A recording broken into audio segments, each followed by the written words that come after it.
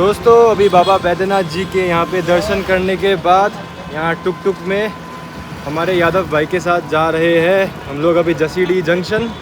और ये ब्लॉग दोस्तों बहुत ही स्पेशल होने वाला है क्योंकि ये ब्लॉग में हम लोग जा रहे हैं गया धाम में मैं अपने मम्मी और डैडी को लेके जा रहा हूँ उनके मम्मी डैडी का श्राद्ध कराने के लिए। तो ये ब्लॉग मत भूलिएगा, मिस मत कीजिएगा, देखना बहुत ही मज़ा आने वाला है। और बाबा बैद्यनाथ वाला ब्लॉग जो है आप देख सकते हो, मैं नीचे डिस्क्रिप्शन में इसका लिंक डाल दूँगा। तो चलिए गया चलते हैं वहाँ पे और ये ब्लॉग के आनंद उठाइए आगे। चलिए, हर हर महादेव, जय बाबा बैद्यनाथ की जय हो। तो ये देखिए दोस्तों अभी जसीडी का स्टेशन हम लोग पहुँच गए और यहाँ से अकाल तत्काल एक्सप्रेस पकड़ना है गया तक।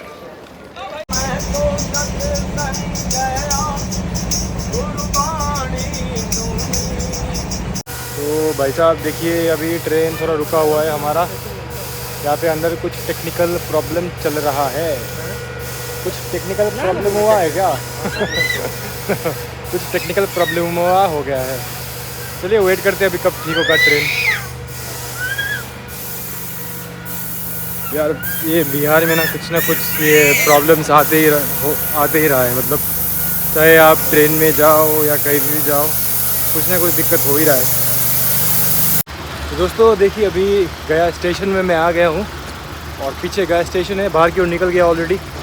और अभी मुझे बाहर जाना है भारत सेवा आश्रम की ओर, जहाँ पे मुझे उनका ऑफिस में जाके एक पर्ची निकालनी है चिट्ठे के लिए। चलिए देखते हैं भारत सेवा आश्रम कहाँ पे है और वहाँ पे जाके रजिस्ट्रेशन करवाते हैं उनके आश्रम में रुकने के लिए। तो दोस्तों देखिए अभी भारत सेवा आश्रम आ चुका है और ये है मेरे पीछे भारत सेवा आश्रम। और क्योंकि दोस्तों मैं भी फैमिली के साथ आया हूँ तो एक दिक्कत ये जानने को मिला है कि भारत सेवा आश्रम में एसी रूम्स नहीं है। तो एसी रूम नहीं तो दिक्कत होगा क्योंकि बहुत गर्मी है। अभी 6-7 शायद 7.5 घंटे का सफ़र करके आए हैं, तो अभी एसी रूम नहीं मिलेगा तो मम्मी डैडी बहुत ही विचलित हो जाएंगे और रात को सो नहीं पाएंगे। तो ये देखिए भारत सेवा आश्रम है यहाँ पे और रुकने का तो प्रयास था यहाँ पे, लेकिन इनके पास एसी रूम नहीं है। लेकिन फिर भी एक बार पूछ के मैं कंफर्मेशन कर लेता हूँ कि एसी रूम्स है कि नहीं। ओह दोस्तों गुड न्यूज़ है और यहाँ पे क्या बोलते हैं कि रूम्स मिल रहे हैं, एसी रूम्स ही मिल रहे हैं। यहाँ पे बाहर ऑटो वाले ने बताया कि नॉन एसी मतलब एसी रूम्स नहीं है, लेकिन एसी रूम्स है। मुझे अभी पता हुआ, अंदर ऑफिस में जाके पूछा, ऑटो वाले ने ऐसे बोला क्योंकि ऑटो वाले को लगा होगा कि हम लोग उसके थ्रू कोई होटल में जाएंगे तो शायद उसको कमीशन मिलेगा। तो ये गलती मत कीजिएगा, किसी ऑटो वाले से कंफर्मेशन मत लीजिएगा क्योंकि ये लोगों का कमीशन होता है। तो खुद जाके पूछिए, यहाँ पे एसी नॉन एसी रूम भी है इनके आश्रम में। तो स्टेशन के पास में स्थित ये भारत सेवा आश्रम के ऑफिस आने में आपको यहाँ पे एक कोई ना कोई बंदा तो मिल जाएगा। तो ये आपका नाम इस रजिस्टर्ड वाले खाते में लिखवा के आपको यहाँ से एक ऑटो दिलाएंगे और ऑटो वाला आपसे मात्र 50 रुपया लेगा क्योंकि भारत सेवा आश्रम इनके ऑफिस से बहुत ही निकट है। तो ऑटो वाला आपको आश्रम के गेट तक छोड़ देगा। तो दोस्तों अभी मैं यहाँ पे विष्णुपद मंदिर के सामने ही, जो गया धाम है विष्णुपद मंदिर का, तो उसके सामने ही हम लोगों ने यहाँ पे दूसरा होटल एक रूम बुक किया है। और कल रात को दोस्तों जब आपने देखा कि मैं भारत सेवा आश्रम गया था रुकने के लिए, वहाँ पे रुके नहीं हम लोग, यहाँ पे आ गए। मैं आपको बताता हूँ भारत सेवा आश्रम का सीन, ध्यान से सुनिए। जो लोग भी बंगाल से या बाहर से भी आ रहे हैं, भारत सेवा आश्रम को सस्ता समझ के वहाँ रुकने के लिए ये गलती नहीं कीजिएगा क्योंकि भारत सेवा जो आश्रम है वहाँ पे जो प्राइस है और बाहर के होटल्स में जो प्राइस है वो सेम रेट है दोस्तों। वहाँ पे पर नाइट का 1200 रुपया लेंगे वो लोग आपको एसी रूम का, और नॉन एसी रूम का कुछ 700 या 600 रुपीज़ मांग रहे हैं, जबकि सेम रेट बाहर आपको 500 में नॉन एसी मिल रहे हैं और 1100-1200 के अंदर आराम से आपको ये मंदिर के जस्ट सामने ही आपको 1100-1200 में आराम से आपको मिल जाएंगे एसी रूम्स।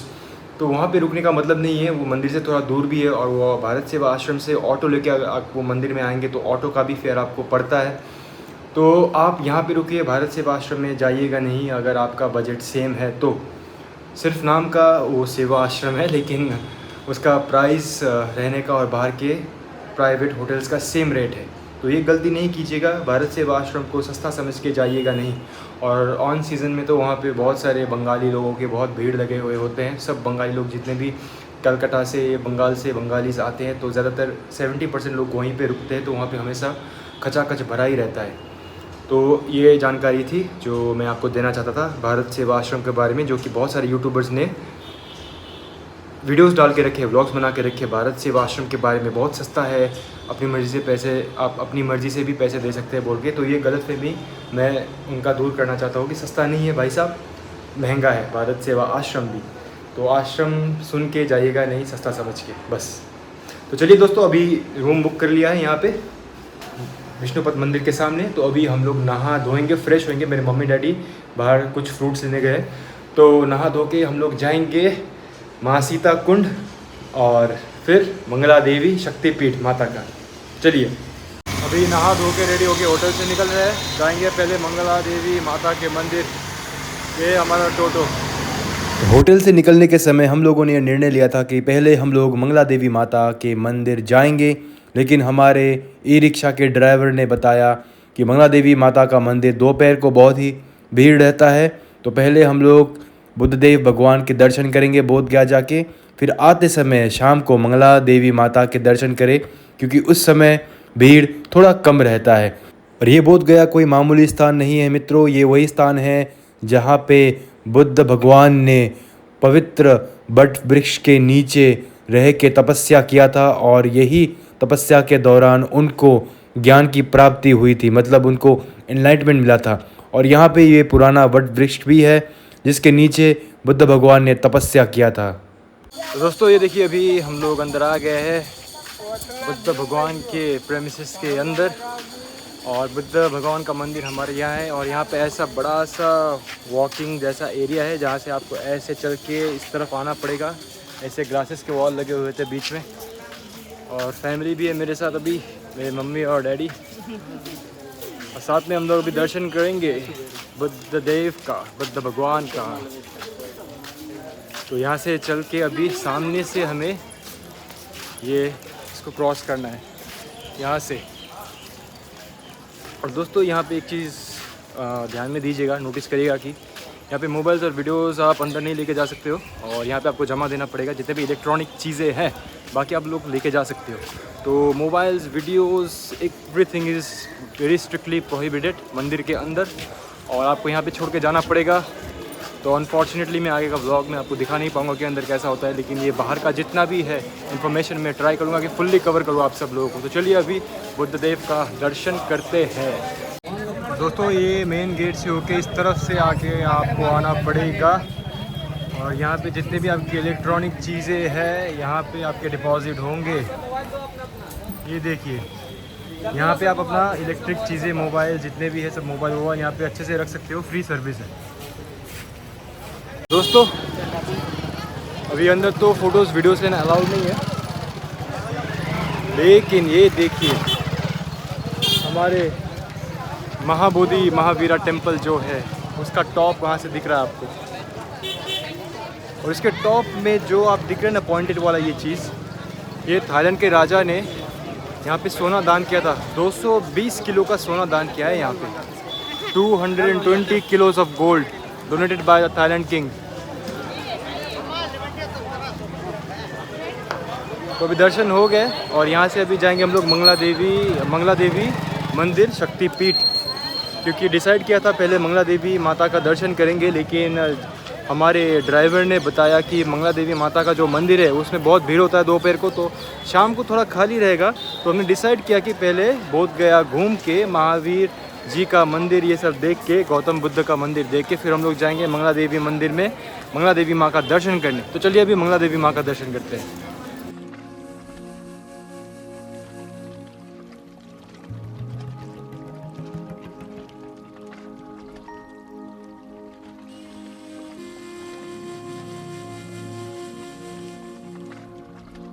दोस्तों देखिए अभी पहुंच गए माँ मंगला देवी के मंदिर, और यहाँ से हम लोग बढ़ेंगे आगे ऊपर माता के दर्शन के लिए।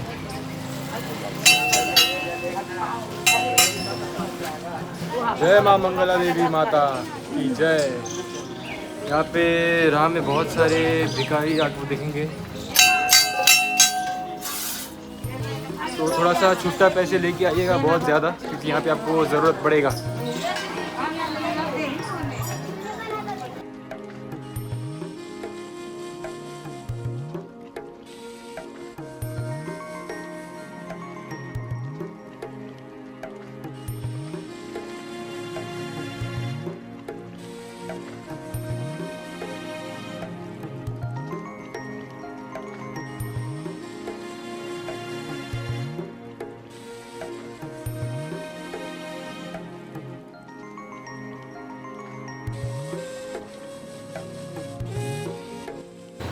दोस्तों यहाँ पे माता के अंदर दर्शन होंगे। अंदर फ़ोटो वीडियो अलाउ नहीं है। बाबा जी प्रणाम कीजिए। बाबा जी प्रणाम। प्रणाम, आपको मेरा कोटि कोटि प्रणाम। आशीर्वाद दीजिए वहीं से। धन्यवाद। तो मित्रों, हो गए माता जी के दर्शन।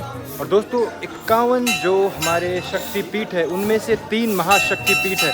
एक है कामाख्या, दूसरा है यहाँ का जो बिहार में अभी हम लोगों ने यहाँ पे माता का दर्शन किया, दूसरा ये, और तीसरा है हिमाचल में। तो 3 महाशक्तिपीठ में 2 शक्तिपीठ का दर्शन हो गया है। और एक का जो कामाख्या का व्लॉग था मैं इसके डिस्क्रिप्शन के नीचे डाल दूंगा, वो देख लीजिएगा। बहुत ही अच्छा व्लॉग था वो कामाख्या वाला। और तीसरा जब बनाऊंगा तब देख लीजिएगा। तो हो गए माता के दर्शन।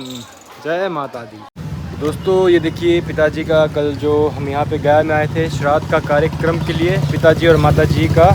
इनके जो माता जी, मेरे जो दादा दादी थे और मेरे माता जी के जो दादा दादी थे, उनका श्राद्ध का कार्यक्रम के लिए हम आए थे गया में। तो उसके लिए यहाँ पे देखिए धोती खरीद रहे हैं भाई साहब से। इनके दुकान में आइएगा अगर आप गया में आए हो तो बहुत अच्छे रेट्स में आपको धोती देते हैं। और ये धोती लेने के बाद कल होगा पूजा पिंडदान का, और उसके बाद कल जाएंगे फिर माता सीता का कुंड पिंडदान का पूजा के बाद। तो देखना ना भूलिएगा। तो दोस्तों ये देखिए गया जो धाम है, ये धाम का जो मंदिर का नाम विष्णुपद मंदिर के जस्ट बगल में ही ये दोनों भाइयों का मस्त लॉज है। इन्होंने मुझे अच्छे रेट में दिलाया है लॉज। क्या नाम है लॉज का बताओ? सौरभ विकी। सौरभ इसका नाम है, विकी इसका नाम है। इन दोनों का थोड़ा अच्छे से देख लो। यहाँ पे आने के बाद यहाँ पे इनसे मिलके इनके लॉज में आप लोग रह सकते हो। लॉज का नाम क्या है भाई? संभवी पैलेस ना। तो संभवी पैलेस विष्णुपद मंदिर के जस्ट ऑपोजिट में ही है। ये साइड में नीचे वाले विष्णुपद मंदिर से आप नीचे आओगे ना तो इनके जस्ट नीचे इनका ये संभवी पैलेस है। यहाँ पे आइए, बहुत अच्छे रूम्स है। मैं मेरी फैमिली के साथ यहाँ रह रहा हूँ और बहुत अच्छे रीजनेबल प्राइस में है। तो यहाँ ये 2 भाई से आके मिल लेना। और भाई तुम्हारे यहाँ पे वो तुम्हारा डॉग किधर है? क्या नाम है इसका? लिल्ली। आ जाओ। काटेगी नहीं ना लिल्ली? लिल्ली। बहुत प्यारी डॉग है यार। देखा जाए तो ऐसे पहली बार ये मैंने नस्ल का कुत्ता देखा है जो इतना शांत है। ये नस्ल का कुत्ता वैसे बहुत खतरनाक हरामी होते हैं, काट देते हैं, लेकिन ये लिल्ली बहुत प्यारी है। प्रणाम नहीं बोल रहे जाता। मित्रों बिहार आने के बाद यहाँ पे लिट्टी चोखा ज़रूर खाइएगा, क्योंकि बिहार का सबसे प्रसिद्ध खाना लिट्टी चोखा ही है। तो अगर आप यहाँ विष्णुपद मंदिर के आसपास रुक रहे हो तो यहाँ पे ये अच्छा लिट्टी चोखा वाला भैया का दुकान है जो बहुत ही फेमस है, जहाँ पे बहुत भीड़ होता है। इनके लिट्टी चोखा बहुत बिगड़ी होते हैं। तो अगर आप लोग यहाँ पे आएंगे तो लिट्टी चोखा इनके दुकान से ज़रूर ट्राई कीजिएगा। बहुत ही फ्रेश और स्वादिष्ट लिट्टी चोखा मिलेगा आपको। दोस्तों आज का पूरा दिन समाप्त हो चुका है। आज हम 2 जगह घूमे हैं, एक तो बोध गया में और दूसरा था माँ मंगला देवी मंदिर। बहुत मज़ा आया, अनोखा एक्सपीरियंस था। जहाँ पे बुद्ध भगवान ने तपस्या किया था वो जगह भी देखने को मिला हमें। और माँ मंगला देवी शक्तिपीठ जहाँ पे माँ का स्तन गिरा है वो भी देखने को अवसर प्राप्त हुआ। और दोस्तों कल हम लोग पूजा करेंगे मेरी माताजी और पिताजी का। उनके जो पिताजी और माताजी उनका श्राद्ध है, तो कल देखेंगे कि श्राद्ध कैसे होता है। और बने रहिए इस वीडियो में, एंजॉय कीजिए, कल सब आप पता चलेगा। धन्यवाद। तो दोस्तों आज नया दिन है, हम लोग फ्रेश होके नहा धो के निकल पड़े हैं अभी मेरे पिताजी और माताजी के लिए। उनका जो श्राद्ध पिंडदान करना है मेरे दादा दादियों के लिए, हमारे पूर्वजों के लिए, पितरों के लिए। तो हम लोग अभी विष्णुपद मंदिर से आगे निकल रहे हैं फाल्गु नदी घाट की ओर। फाल्गु नदी वो नदी है जहाँ पे माँ सीता ने उस नदी को श्राप दिया था। तो वहाँ पे पिंडदान होता है, पहला स्थान। तो वहाँ चलते हैं पहले।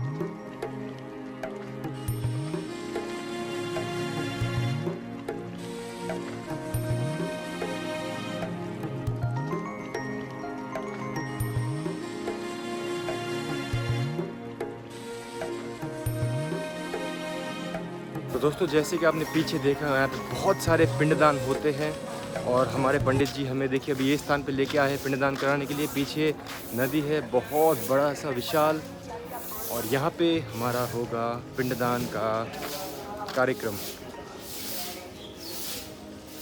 मेरे पिताजी और माताजी है पीछे, और यहाँ पे थोड़ा साफ सफाई हो रहा है।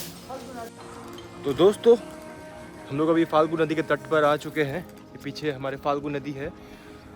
बताया जाए तो फाल्गु नदी को माता सीता के द्वारा श्राप लगा हुआ था कि वो ज़मीन के नीचे धंस जाए। तो फाल्गु नदी की फिज़िकल थ्योरी क्या है, फिज़िक्स क्या है, मतलब कि फाल्गु नदी में अगर आपको जाके पानी निकालना है वो ऊपर ज़मीन जैसा दिखता है, तो उसको 2 फीट या 1 फीट आप खुदाई करोगे तो ही अंदर से पानी निकलेगा। फाल्गु नदी जैसे कि ये रबर ब्रिज आप देख रहे हो, रबर ब्रिज कुछ नाम है इसका, तो इसके ये साइड में है फाल्गु नदी, असली फाल्गु नदी। यहाँ पे फाल्गु नदी में पानी क्यों दिख रहा है बिना खोदे हुए, क्योंकि नीतीश कुमार ने यहाँ पे बिहार का मुख्यमंत्री नीतीश कुमार जो है, नीतीश कुमार जी ने यहाँ पे इसको भर के यहाँ पे रखा है तालाब को। यहाँ पे आप डैम देख सकते हो, डैम बना के सब तालाब को भर के रखा है ताकि पिंडदान करने वाले यात्रियों को यहाँ पे सुविधा हो जाए। तो ये कहानी है ये डैम की और ये फाल्गु नदी की। और दोस्तों यहाँ पे जो पांडा है, पंडित जी जो आपका अनुष्ठान करते हैं पिंडदान के, यहाँ का बहुत ही अनोखा नियम है। यहाँ का ऐसा नियम है कि हमारे भारत से जो भी लोग यहाँ पे आते हैं पूजन करने के लिए, पिंडदान करने के लिए, पिंडदान पूजन, तो उनका ये नियम है, अगर कोई बंगाली लोग हैं, बंगाल से आते हैं, तो उनके अलग समुदाय वाले से बंगाली पंडित होते तो उनके द्वारा ही पूजन किया जाता है। और जैसे कि बिहारी लोग यहाँ पे अगर पूजन करने आते हैं, पिंडदान करने आते हैं, तो उनका पिंडदान होता है सिर्फ ये बिहारी पंडितों द्वारा ही।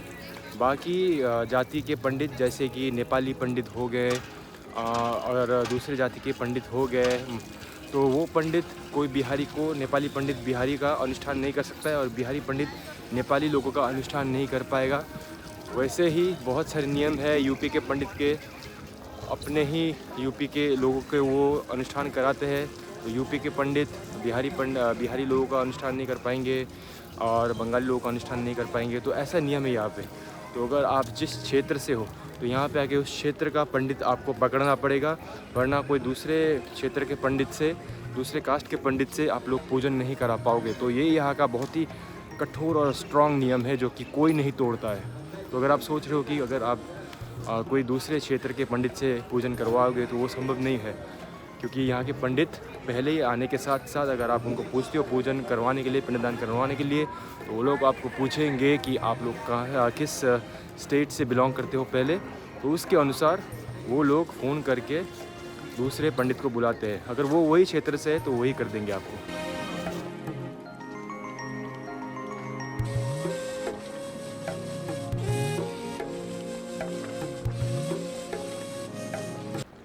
और बिना विलम्ब करते हुए हम यहाँ पे हमारा पितृदान का जो विधि है शुरू करते हैं। मेरी माता जी यहाँ पे आटा गूंद रही है ताकि हम पितरों को उनका हिस्सा दे सके पिंडदान के रूप में। और यहाँ पे हमारे जो पंडित जी है वो भी अपना पूजन का तैयारी कर रहे थे सब सामग्रियों को लेके। और पिंडदान के दौरान मित्रों जिस पितरों का नाम हम लोग लेते हैं उनके मुक्ति के लिए वो सब हम एक कागज़ में लिख लेते हैं, क्योंकि बहुत सारे नाम होते हैं। ऐसा नहीं है कि आप अपने माताश्री पिताश्री के नाम ही लिखें, आप अपने माताजी पिताजी के साथ अपने दादा दादी भाई बहन जो भी इस दुनिया से चल बसे हैं उनका नाम भी ले सकते हैं। ऐसा ज़रूरी नहीं है कि आप सिर्फ 1-2 नाम ले, और बहुत ज़्यादा नाम होता है तो आप ये कागज़ में आप सब नाम लिख सकते हैं ताकि पूजन के विधि के दौरान जब नाम लेने की बारी आए आप हिचकिचाइए नहीं।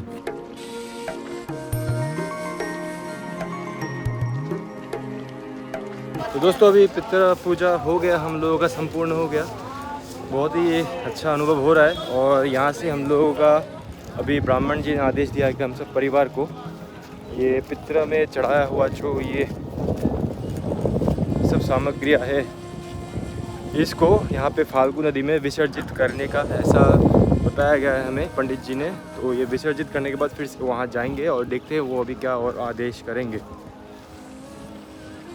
तो चलिए पितृ पूजन के सब सामग्रियाँ को अभी पानी में विसर्जित करते हैं।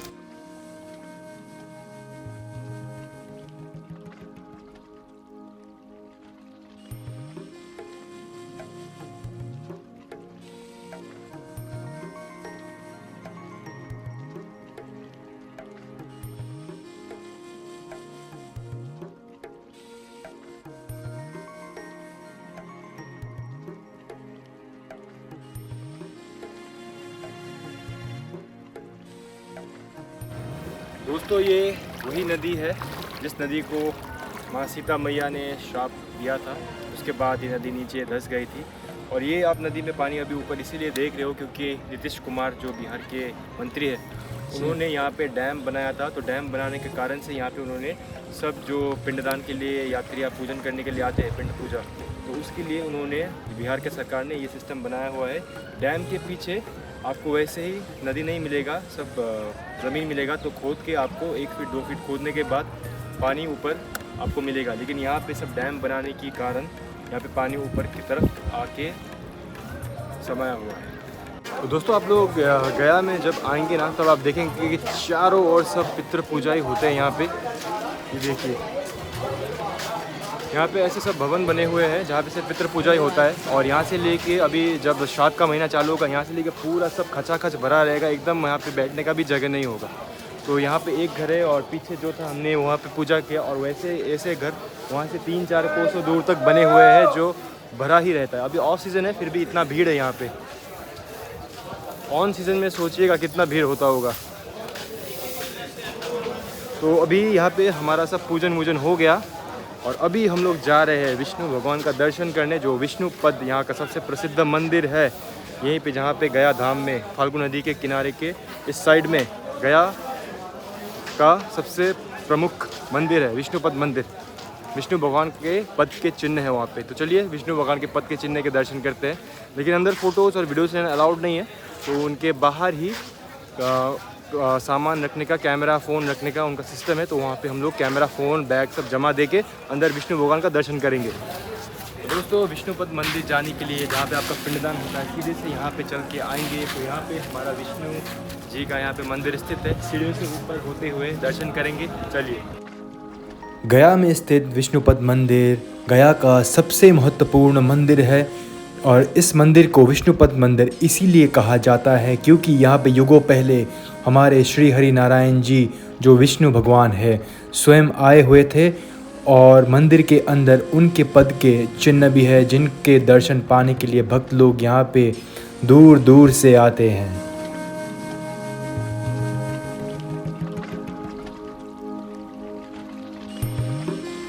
दोस्तों देखिए अभी हो गए हमारे विष्णु जी के चरण के दर्शन और मंदिर परिषद से हम नीचे आ रहे हैं। और यहाँ पे फ़ोटोज़ वीडियोज़ लेना अलाउड नहीं था, तो यहाँ पे अंदर व्यवस्था है इनका, वहाँ पे फ़ोन वोन छोड़ के जा सकते हो। 5 रुपये लेंगे मात्र। और यहाँ से अभी नीचे जाएंगे। चलिए। भगवान विष्णु के पद चिन्ह के भी दर्शन हो गए। बहुत अच्छा लग रहा है यार, भगवान विष्णु के पद चिन्ह को हमने स्पर्श किया है।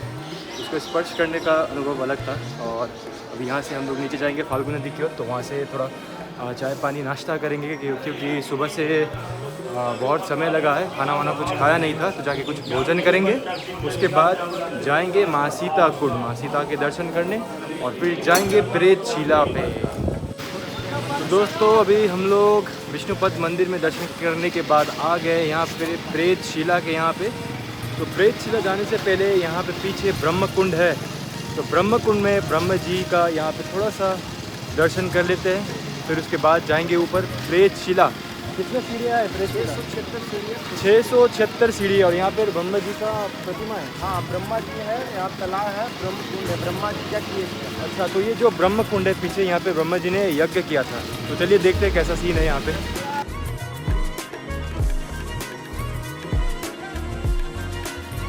और मित्रों ये देखिए, ये है ब्रह्म कुंड।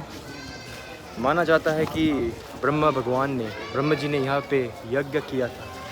और ये वही स्थान है जहाँ पे उन्होंने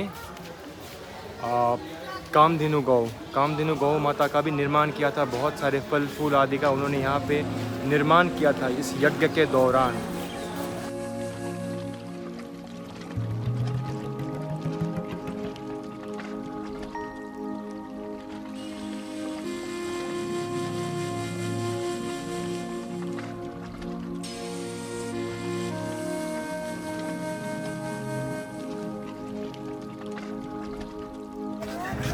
और यहाँ से आपको ऊपर की तरफ बढ़ना पड़ता है प्रेतशिला की ओर। देखिए दोस्तों यहाँ पे बहुत सारे भिखारी लोग भी होते हैं। और देखिए मित्रों यहाँ पे ऊपर आपको पालकी भी मिलेंगे प्रेतशिला तक जाने के लिए। और ये पालकी ऐसे होते हैं। हाँ, ये पीछे मेरे पालकी है और यहाँ पे पालकी का भी सुविधा है। अगर आपको ऊपर प्रेतशिला तक जाना है तो कुछ चार्जेस है यहाँ पे। शांति गृह शांति श्री शांति प्रेतात्या भूतात्या विष्णु लोके वैकुंठे उत्तम लोके शिव लोके बाद जो सिद्धि अपना प्रेतात्या विघ्न बाधा कष्ट दे दुख दे बाणीते स्वप्न में देखा जाए प्रेतशिलाते निजे हाथे एक वस्त्र मूल्य एखाने दिते हैं। यहाँ पे उन पितृ आत्माओं को पिंडदान दिया जाता है जिनका मृत्यु अप्राकृतिक रूप से हुआ था, जैसे कि रोड एक्सीडेंट में मारा जाना, बीमारी के द्वारा मृत्यु हो जाना या फिर कोई जो सुसाइड कर लेते हैं। और यहाँ पे आप जिन जिन के फ़ोटोज़ देख रहे हो वो सब अप्राकृतिक रूप से मारे गए थे, इसलिए इनका फ़ोटो यहाँ पे लगा हुआ है। और इस जगह का नाम इसीलिए पड़ा है प्रेतशिला।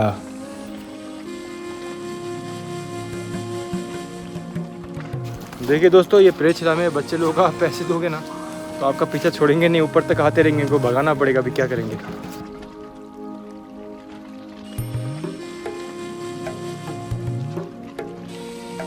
तो दोस्तों, ऊपर प्रेतशिला में जाने से पहले एक बात ध्यान में रख लीजिएगा कि फ़िटनेस लेवल आपका अच्छा हो, क्योंकि 676 सीढ़ियाँ आपको चढ़ना पड़ेगा, जो कि एक फ़िटनेस चैलेंज जैसा भी है। 676 छोटा अमाउंट तो नहीं है। और यहाँ पे देखिए दोस्तों, अभी 500 450 सीढ़ी चढ़ चुका हूँ मैं और पीछे इतना अच्छा व्यू दिख रहा है। तो चलिए ऊपर 676 सीढ़ी अभी क्रॉस कर लेते हैं। 450 लगभग हो चुका है और देखिए नीचे कितना अच्छा व्यू दिख रहा है। और थोड़ी थोड़ी बारिश भी हो रही है, लेकिन ज़्यादा नहीं हो रहा है, थोड़ा थोड़ा हो रहा है।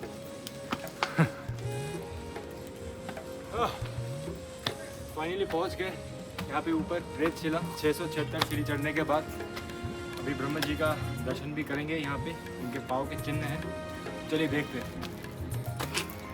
चरण है, इसी में भगवान ब्रह्मा जी आए थे, यहाँ जग किए थे। जग करने में ब्राह्मण को सोने की पर्वत दान किए थे। ये दान लेने के लिए माना किए थे ब्रह्मा जी। कलकत्ता का सीताराम सराफ आए थे पिंड दान करने के लिए, दान दे रहे थे, दान नहीं लिया। मुंह को शुद्धि किया जाता है, खाना खाने के बाद घर में मुंह शुद्धि किया जाता है। तो ब्राह्मण को खाना खिलाने के बाद ब्राह्मण को दान दक्षिणा देने लगा। तो बोला कि भी नहीं लेंगे दक्षिणा, जब दक्षिणा लेंगे तो सोने से पत्थर हो जाएंगे पहाड़। तो मुंह शुद्धि के लिए जो पान होते हैं ना, पान ब्राह्मण को खिला दिए। वो आकाशवाणी हो गई कि आप तो दान ले चुके हैं, तो दान लिया नहीं। तो ब्रह्मा जी बोला कि जो मुंह का पिलकी जो होता है उसको बाहर फेंको। तो बाहर फेंका तो सब सोना के भस्म बाहर आ गया। तो ब्रह्मा जी श्राप दी थी कि जाओ ये कलयुग जैसे घुसेगा सोना से पत्थर हो जाएगा। आने के समय में जो भी अपना जो अकाल मृत्यु, जिनका घर में कोई अकाल मृत्यु से बढ़िया से मर जाएंगे, इस स्थल पे पिंड दे देंगे। वो मरा हुआ प्राणी प्रेत आत्मा प्रेत योनि से छूट के वैकुंठ में वास करेंगे। ये देखिए, देखिए, ये देखिए, ये भगवान ब्रह्मा जी का एडी है। देखिए ये भगवान ब्रह्मा का एडी है, ये पंजा है, ये पैर का निशान भगवान ब्रह्मा जी का। ये बाल की तरह 3 लाइन है। प्रथम लकीर एक यहाँ है ना, लंबा सा देख रहे हैं ना, लकीर है। दूसरा एक लकीर एक यहाँ है, दो ये किसी के बगल में एक यहाँ है। ये 3 प्रेत है। देवता का मालिक 3 होते हैं, ब्रह्मा विष्णु और महेश। प्रेत का मालिक 3 होते हैं, रजोगुण तमोगुण सतोगुण। आप लोग ऐसा हाथ कीजिए, आप माँ का हाथ पकड़िए बाबू नीचे में। अब बोलिए ग्रह शांति, बोलिए ग्रह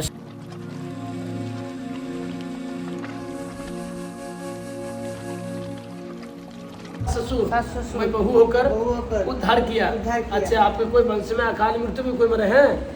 नहीं।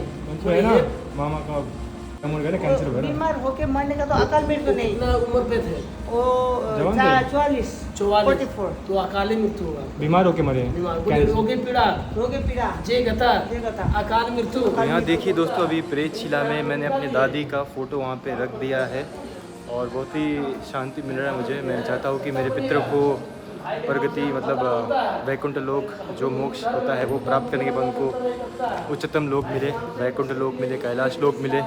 तो यही आशा रख के ये पूजा मैं यहाँ पे समाप्त कर रहा हूँ। और अभी पीछे जाएंगे प्रेतशिला देखने, बड़ा सा शिला है, तो वो क्या है आइए देखते हैं। तो प्रेतशिला में जाने से पहले यहाँ पे सत्तू लेना पड़ता है। अच्छा, तो सत्तू लेके प्रेतशिला में पूजा करेंगे। धन्यवाद। तो ये देखिए यहाँ पे प्रेतशिला है, प्रेतशिला।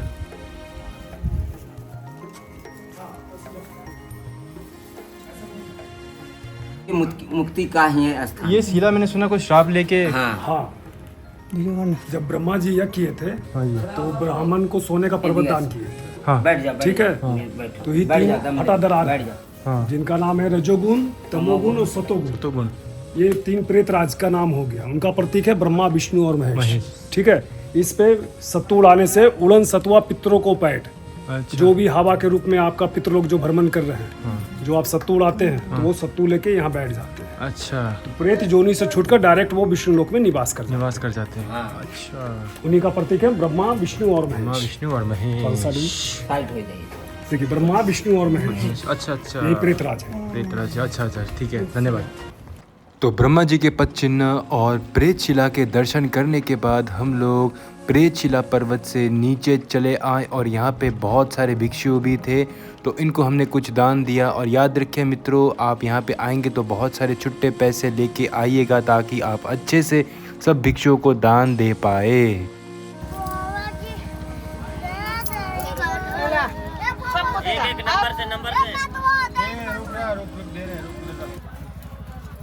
तो मित्रों, अभी हम लोग आ गए हैं सीताकुंड डायरेक्ट प्रेतशिला से यहाँ पे।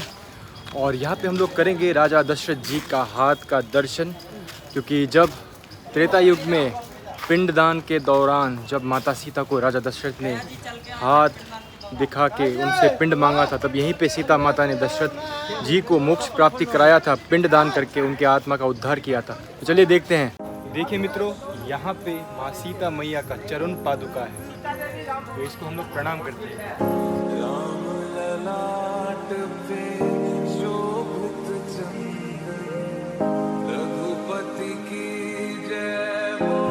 देखिए, एक मिनट यहाँ का स्टोरी समझ। सीता माता अपने ससुर जी को कैसे विधि की। देखिए, सामने है ना जो सूर्य भगवान है ना, ये सामने है ना जो सूर्य भगवान है, और बगल में सीता माता और रामचंद्र जी है ना, और ये माता जी का कुंड है। तो सिर्फ इस स्थान का नाम है सीता कुंड। यहाँ कोई कुंड नहीं है जिसमें आप लोग स्नान वगैरह बढ़ा सकते। सिर्फ इस स्थान पर राम का पिता राजा दशरथ जी का हाथ आकाशवाणी हुआ और सीता माता अपने पूर्वजों को नाम से बालू का पिंड दी। तो ये सूर्यदेव है ना जो अपने पूर्वजों को नाम से साक्ष्य बने। तो बगल में सीता माता और रामचंद्र जी है, जो माता सीता एक बालुओं का पिंड ऐसा हाथ में। तो आप लोग कभी कभी घर से पैदल यात्रा करते हैं ना, तो पैर से टिककर छोटा छोटा जंतु मर जाता है, तो शरीर में दोष लगता है। वही दोष का निवारण के लिए भगवान से प्रार्थना करते हैं कि आपको घर परिवार सुख शांति प्राप्त हो। उसमें छोटा फूल है तो हाथ में ले लीजिए।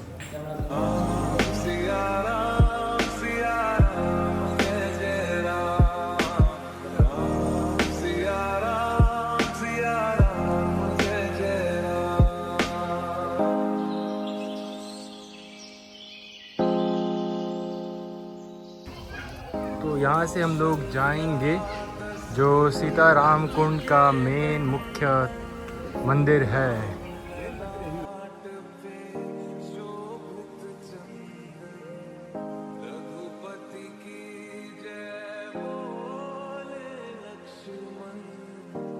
तो मित्रों, अभी देखिए यहाँ पे राजा दशरथ जी का हाथ है, जो उन्होंने पिंडदान के दौरान माँ सीता मैया से मांगा था। तो यहीं पे उनका हाथ है, देखिए ऐसे हाथ को रखिए। तो मित्रों, अभी दर्शन हो गए दशरथ जी के हाथ के। तो मैं आपको जानकारी के लिए बता दूं कि राजा दशरथ जी का जो हाथ वाला मंदिर है ये इस जगह पे है, और यहाँ पे माँ सीता जी ने जहाँ पे असल पिंड दिया था वो ये स्थान है माता जी का। देखिए यहाँ पे माता खड़े होके उन्होंने पिंडदान दिया था, और राजा दशरथ जी का हाथ यहाँ से उत्पन्न हुआ था। लेकिन ये मंदिर के अंदर उनके हाथ का प्रतिमा बनाया हुआ है, लेकिन असल स्थान ये था दोस्तों। तो हर हर महादेव, जय श्री राम, जय माँ सीता मैया की। तो दोस्तों, यहाँ से निकल रहा हूँ मैं अभी सीता माता के मंदिर से, सीता कुंड से, और बहुत ही सुंदर स्थान है ये। ऐसे आध्यात्मिक जगह में सबको आना चाहिए, मैं यही सलाह देता हूँ। ऐसे आध्यात्मिक जगह में आप आएंगे तो आपके बरगद होंगे। तो आप स्पिरिचुअल पाथ में चलते हो ना दोस्तों, क्या होता है, दुनिया की सारी पॉजिटिव शक्तियाँ, स्पिरिचुअल शक्तियाँ आपके पीछे आपको सपोर्ट करती है, तो क्या आप जीवन में बहुत तरक्की करोगे। और दोस्तों, मैं आशा करता हूँ कि व्लॉग में आपको बहुत ही ज़्यादा मज़ा आया होगा। मुझे तो बहुत सारी नई जानकारियाँ मिली ये सब व्लॉग करने के दौरान। ये तीर्थ यात्रा में देवगढ़ से लेके राम कुंड, सीता कुंड, सब पिंडदान, सबका मुझे बहुत ज़्यादा एक्सपीरियंस हो गया इस व्लॉग में। बहुत नई नई चीज़ें सीखने को मिली, देखने को मिला। मुझे बाबा धाम में बाबा बैद्यनाथ का दर्शन करने का अवसर मिला। 4 ज्योतिर्लिंग हो गए ऑलरेडी दर्शन। और दोस्तों अभी बहुत सारे ज्योतिर्लिंग करना और भी बाकी है, महादेव की कृपा अगर बनी रहे तो। और यहाँ पे आज मैं ये व्लॉग ख़त्म करता हूँ। और दोस्तों ऐसे ही व्लॉग्स के लिए बने रहे मेरे चैनल में। बहुत सारे ऐसे व्लॉग्स फ्यूचर में और बनाने वाला हूँ। सब तीर्थ यात्राएँ करूँगा जितना हो सके, महादेव की कृपा से जहाँ जहाँ महादेव ले जाएंगे वो सब तीर्थ यात्रा मैं करते जाऊँगा। और ब्लॉग मैं चाहता हूँ कि मैं ब्लॉग क्यों बनाता हूँ, क्योंकि मेरे ब्लॉग के ज़रिए मैं चाहता हूँ कि सबको अच्छा नॉलेज हो। अगर आप ऐसे सीता कुंड में आओगे, ऐसी जगह में आते हो तो मेरे व्लॉग को देख के आप समझ जाओ कि यहाँ के नियम कायदे कानून क्या है, कैसे आना है। तो ये व्लॉग देख के आपको बहुत ईजी हो जाएगा। आपको यहाँ पे आके इधर उधर भटकना नहीं पड़ेगा, कहाँ रहना है, क्या करना है, कैसे करना है। तो सब मैं कोशिश करता हूँ कि जितना हो सके मैं अपना जानकारी दे दूँ। और ऐसे ही मैं सबको हेल्प करना चाहता हूँ। जो इकोनॉमिकली थोड़ा बैकवर्ड कंडीशन होते हैं तो वो अभी ऐसे तीर्थ यात्राओं में आ नहीं पाते हैं। तो मैं चाहता हूँ कि मेरे ब्लॉग के ज़रिए सबको जानकारियाँ मिले, सबको दर्शन हो जाए ऐसी जगहों के। तो मेरा जीवन सफल है। अगर एक का भी इस ब्लॉग देख के उनको शांति मिलती है तो अच्छा लगता है उनको। तो मेरे ज़रिए उनको सबको प्रणाम, जिसको भी अच्छा लगता है। तो यही चाहता हूँ कि मैं मेरे ब्लॉग देख के सबको अच्छा लगे, सबको दर्शन हो ऐसी जगहों के, पावन जगहों के। दोस्तों बहुत जल्द मिलते हैं अगले व्लॉग में, अगले तीर्थ यात्रा वाले व्लॉग में। और महादेव आपको हमेशा उसका आशीर्वाद दे के रखे, आपका सब रोग कष्ट हर ले और आपको हमेशा सुख शांति से भर के आपको आशीर्वाद देते रहे। टिल देन साइनिंग ऑफ, आपका दोस्त Kushal Gurung AKA the Gorkha pride. हर हर महादेव। जय श्री राम, जय माँ सीते मैया की जय हो, जय हो।